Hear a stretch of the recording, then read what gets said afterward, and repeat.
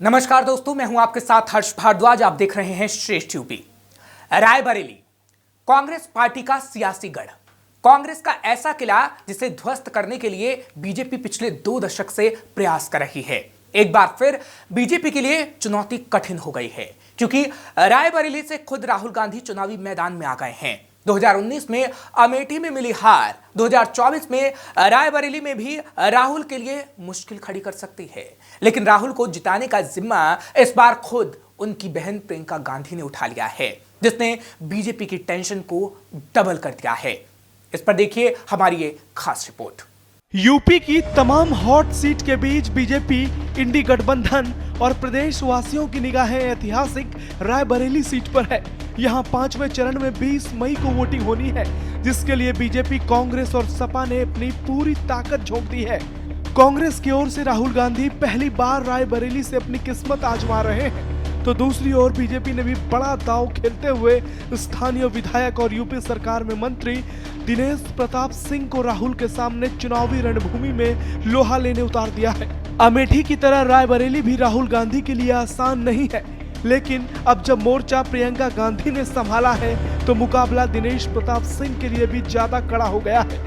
रायबरेली पहुंची प्रियंका राहुल के पक्ष में हवा बनाने की पुरजोर कोशिश कर रही हैं और स्थानीय वोटरों से अपने भैया राहुल को जिताने की अपील कर रही हैं। राहुल जी को जिताइए, आपको एक ऐसे सांसद मिलेंगे जो दिन रात आपके लिए काम करेंगे, आपके लिए समर्पित रहेंगे। ये मैं दावे के साथ कह सकती हूँ। डरते नहीं है, झुकते नहीं है। जहाँ अन्याय देखते हैं वहाँ अन्याय के खिलाफ खड़े रहते हैं। कोई इनको दबा नहीं सकता, कोई इनको डरा नहीं सकता। ये आपके हैं और आपके ही रहेंगे। आप सबको बहुत बहुत धन्यवाद। आप सबको बहुत बहुत धन्यवाद। भैया का ये जो मशीन है आपकी, उसमें भैया का 3रा नंबर है बटन, 3रे नंबर पर दबाकर भैया को विजयी बनाइए। बहुत बहुत धन्यवाद। जय हिंद। प्रियंका गांधी का धुआंधार प्रचार क्या राहुल के लिए एक टॉनिक का काम करेगा? प्रियंका का प्रचार राहुल के पक्ष में बाजी पलट देगा?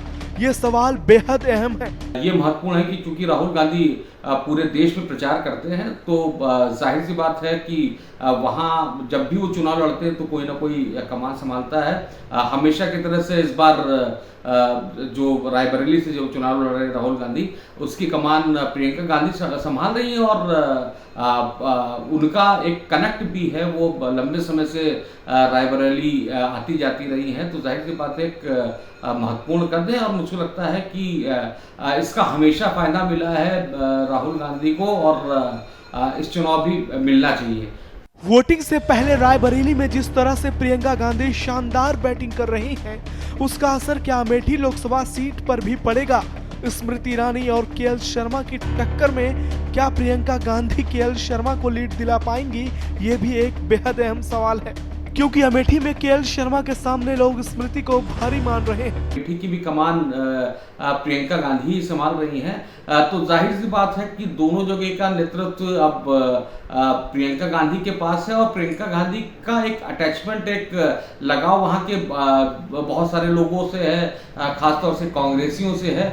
उनके खड़े होने का बड़ा प्रभाव रहता है। तो मुझे लगता है कि प्रियंका जिस तरह से लगातार वहाँ पे डटी हुई हैं, उसका फायदा अमेठी और रायबरेली दोनों जगह कांग्रेस को होगा। लेकिन वो जीत में कन्वर्ट होगा कि नहीं होगा, ये यक्ष प्रश्न है। ये तो चुनाव के बाद ही पता चलेगा। रायबरेली में पूरी दमखम के साथ ताबड़तोड़ प्रचार कर रही प्रियंका गांधी का एक वीडियो सोशल मीडिया पर तेजी से वायरल हो रहा है, जिसमें वो रात के अंधेरे में बिना लाइट, बिना माइक राहुल के पक्ष में जीत की हुंकार भर रही है। आपकी पुरानी परंपरा रही है, आप हमेशा लोकतंत्र के लिए लड़े हो।